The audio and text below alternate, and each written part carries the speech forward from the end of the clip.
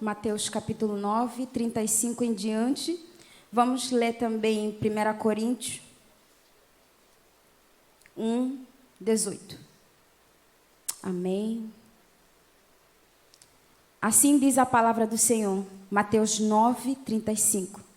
Jesus ia passando por todas as cidades e povoados, ensinando nas sinagogas, pregando as boas novas do reino e curando todas as enfermidades e doenças. Ao ver as multidões, teve compaixão delas, porque estavam aflitas e desamparadas como ovelhas sem pastor. Então disse aos seus discípulos: a colheita é grande, mas os trabalhadores são poucos. Peçam, pois, ao Senhor da colheita que envie trabalhadores para a sua colheita. 1 Coríntios, capítulo 1, 18. Pois a mensagem da cruz é loucura para os que estão perecendo, mas para nós que estamos sendo salvos é o poder de Deus. Tome seu assento com bondade.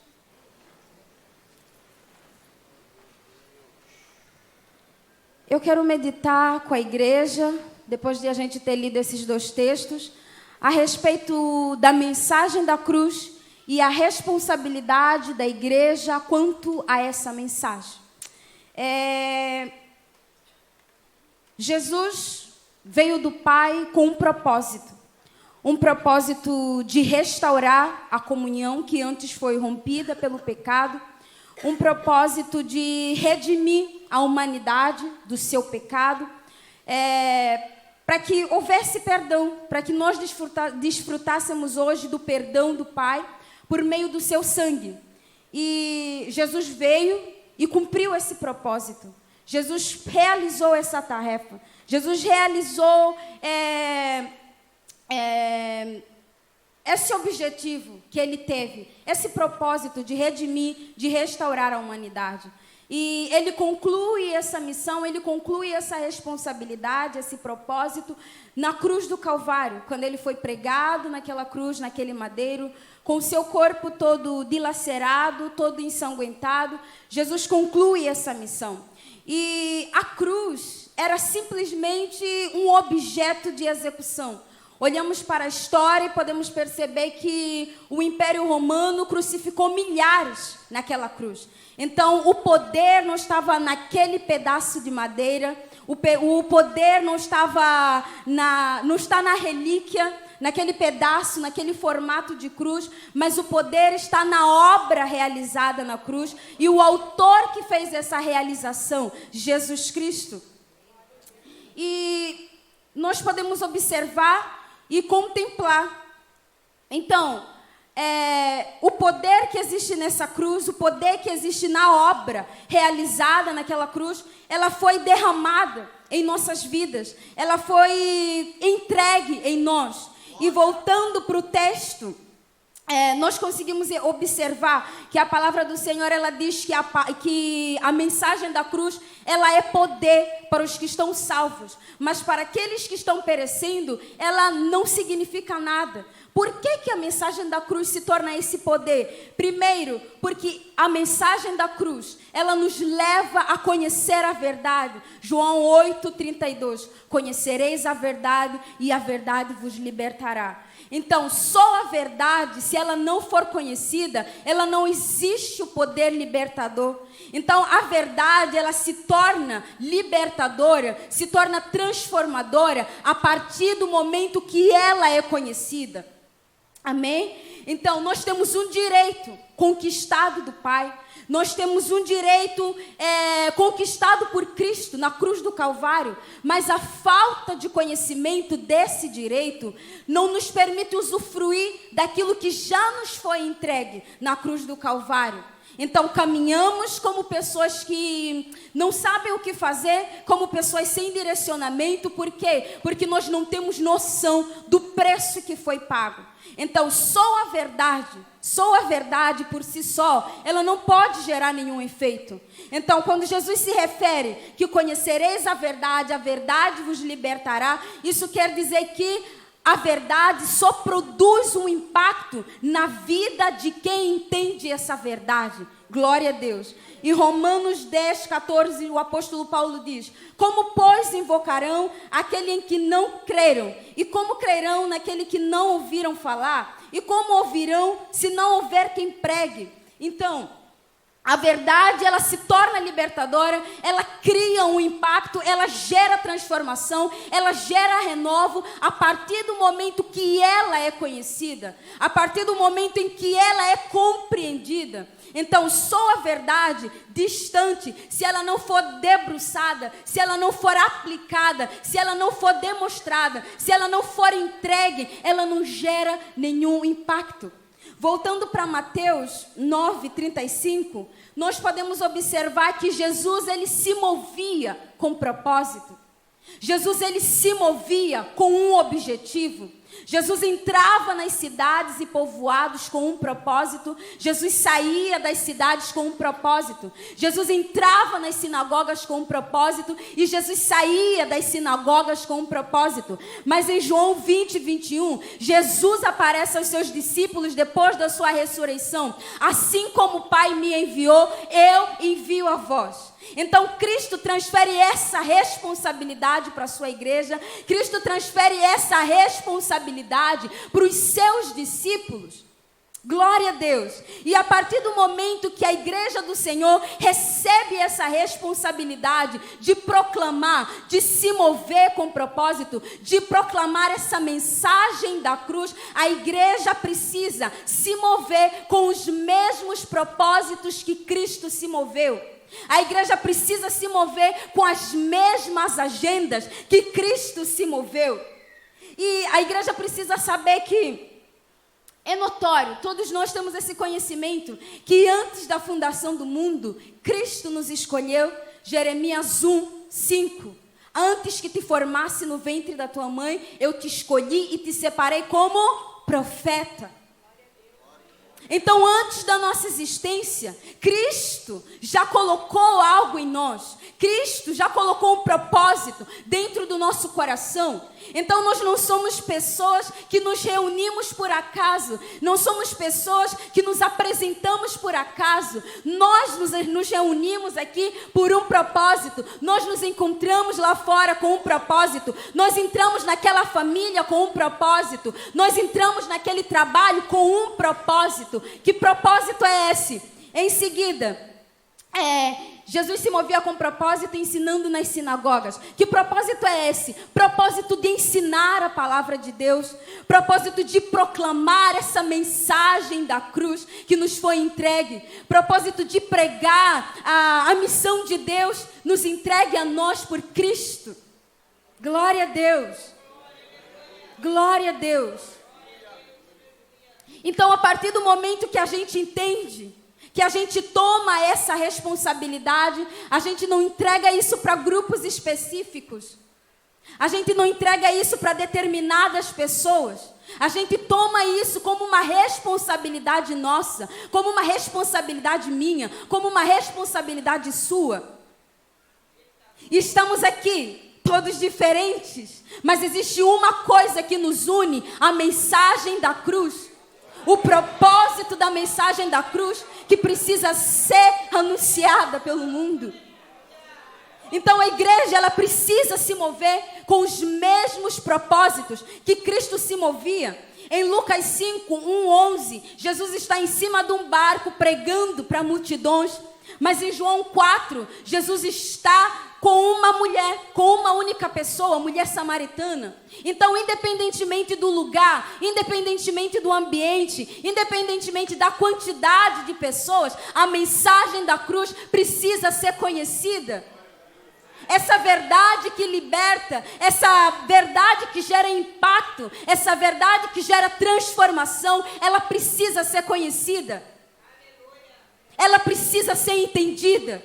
E quem pode fazer essa mensagem entendida? Sou eu e é você. Glória a Deus. E Cristo conta conosco. Cristo, ele se movia com propósito. Onde Cristo se apresentava, existia cura, existia libertação, existia transformação de vida. Onde Cristo se apresentava, existia transformação de mentes. E quando Cristo transfere essa responsabilidade para mim e você, Ele vai dizer que aqueles que creem em mim, obras maiores farão. Então o Senhor nos entregou, no poder do seu nome, a capacidade, a autoridade de repreender enfermidades. De repreender enfermidades, de declarar vida onde não existe vida, de declarar palavra onde não existe palavra. O Senhor nos entregou essa responsabilidade e existe no meio de nós.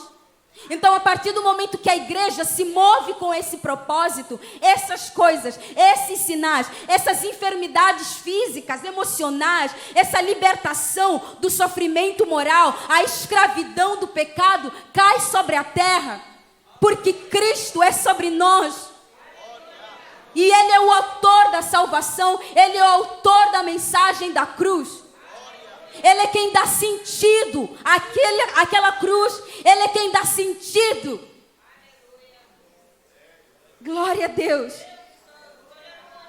Segundo posicionamento, a igreja precisa se mover com visão.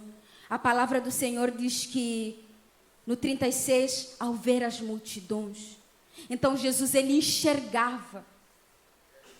Jesus enxergava. Em João 4,35, Jesus diz aos seus discípulos: vocês não dizem, daqui a 4 meses haverá colheita? Porque eu lhes digo que abram os vossos olhos e vejam, os campos estão maduros, prontos para a colheita. Os discípulos tiveram uma percepção, talvez daqui a algum tempo, talvez quando as condições forem mais favoráveis, talvez quando as coisas estiverem bem direcionadas, talvez quando as coisas estiverem mais calmas, eu me posicione, eu tome um rumo, eu organize isso, eu faça isso, eu me conserte com Deus, eu faça coisas, eu vá para a igreja. Talvez daqui a algum tempo, mas a palavra do Senhor diz: abram os vossos olhos e vejam.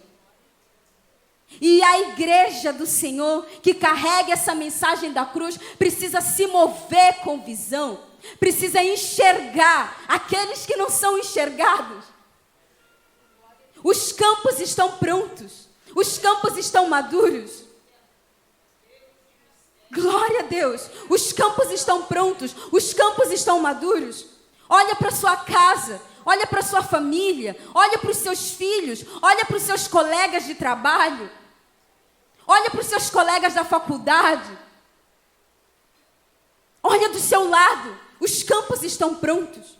Enquanto a gente ficar adiando, talvez daqui a algum tempo eu fale dessa mensagem da cruz, talvez daqui a algum ano eu fale dessa mensagem. As pessoas estão desfalecendo, as famílias estão desfalecendo, os filhos estão perecendo. Os filhos estão perecendo. Então o Senhor, ele diz: abra os olhos e enxergue. Então nós recebemos um convite a enxergar aqueles que não são enxergados. A mesa de Cristo, ela é invisível, mas ela é real. E essa mesa, ela não é seletiva. Essa mesa de Cristo não é seletiva, é uma mesa envolvente.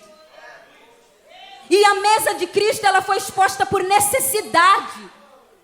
Em Romanos, porque todos pecaram e destituídos foram da glória de Deus. Então a mesa de Cristo, ela foi exposta por necessidade, porque todos nós andamos distante. Então Cristo expôs a mesa para trazer para perto, para aqueles que andam longe. E qual é a minha responsabilidade e a sua? Cristo não quer muito de você, Ele só quer tudo. O que é? Abrir os olhos. Ei, o preço já foi pago. Ei, alguém deu a sua vida.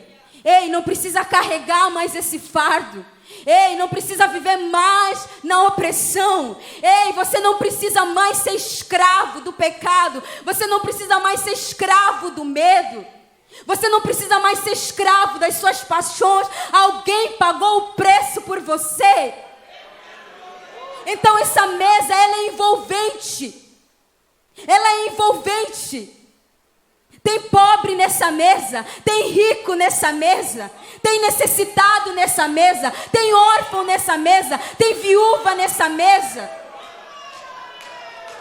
Essa mesa é envolvente.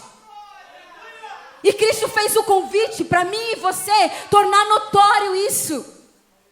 Tornar notório. Abra os olhos e enxergue. Os campos estão prontos. Os campos estão prontos. Que a nossa igreja seja o lugar onde cada um de nós, os discípulos de Cristo, possa carregar em seus cestos pães para dar aos famintos. Que esse seja o lugar onde possa haver amor, onde todos possam se envolver e se sentir acolhidos e abraçados por esse Cristo. Que esse seja o lugar onde todos saiam saciados. Que esse seja o lugar onde todos saiam com suas necessidades supridas. Que esse seja o lugar onde possa ser gerado vida, onde possa ser gerado transformação, mudança de vida, renovação de mente. Que esse seja o lugar, porque nós somos os discípulos de Cristo. E o cálice de Jesus, passando por cada mão, por cada pessoa, era Jesus dizendo: ei, eu sou um de todos. Eu sou um de cada um de vocês.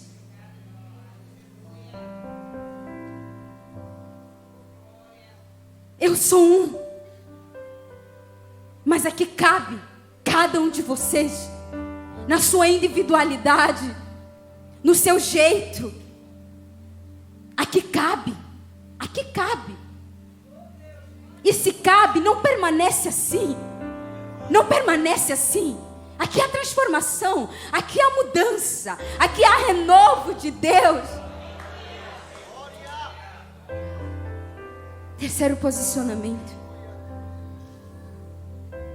Teve compaixão delas, porque estavam aflitas e desamparadas como ovelhas sem pastor. Compaixão. Primeiro, a igreja precisa se mover com os mesmos propósitos que Jesus se moveu. A igreja precisa se mover com as mesmas agendas que Cristo se moveu. Segundo, a igreja precisa se mover com visão, enxergando. Terceiro, a igreja precisa se mover com compaixão. Que a compaixão seja algo que nos motive nessa caminhada.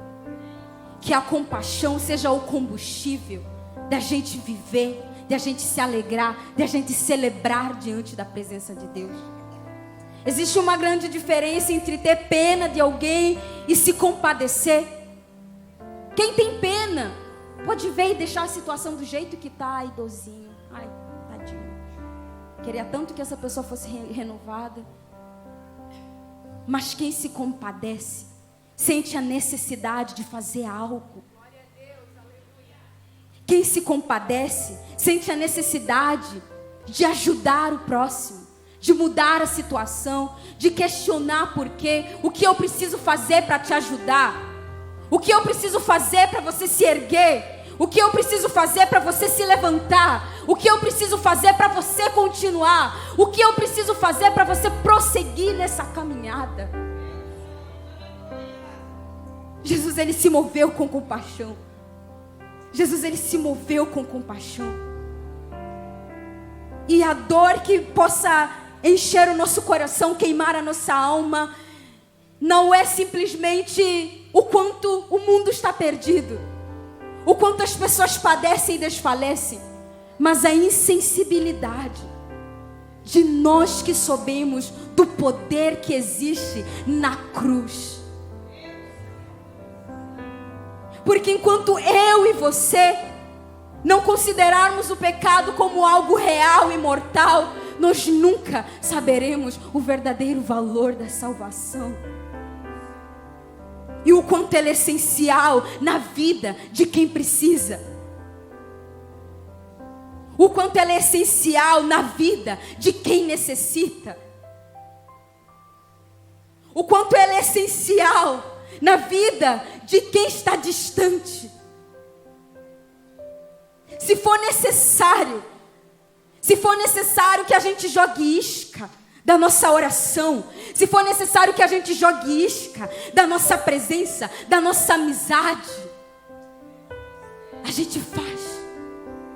Se for necessário que eu me mova, que eu saia do meu lugar em prol a isso, que isso seja necessário ser feito.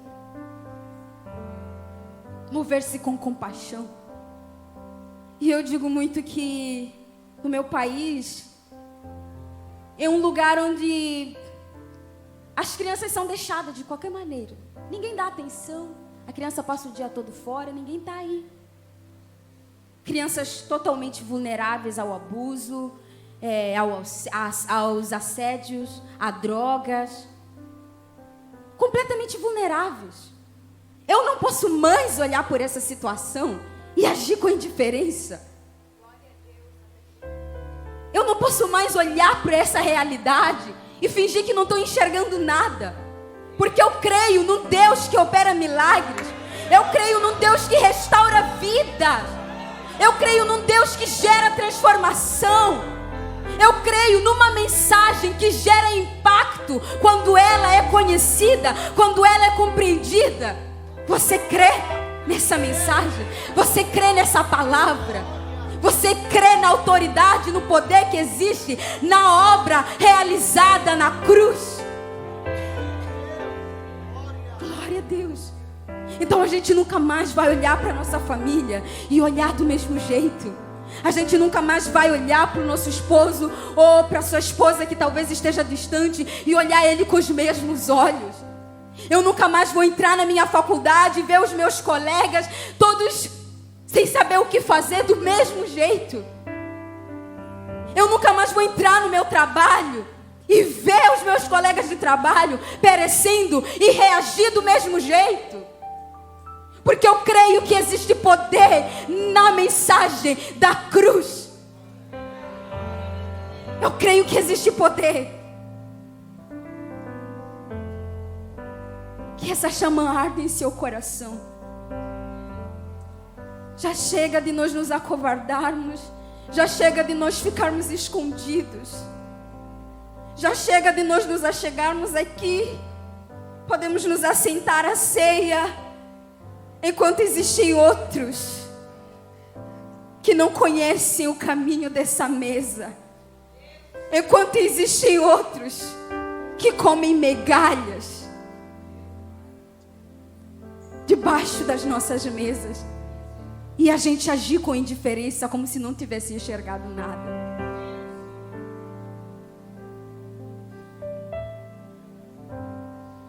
Que o Senhor mova o seu coração. Que o Senhor leve o seu coração a isso. Que o Senhor eleve o seu coração a isso. Que o Senhor eleve o seu coração a isso. Vou convidar você a se colocar em pé.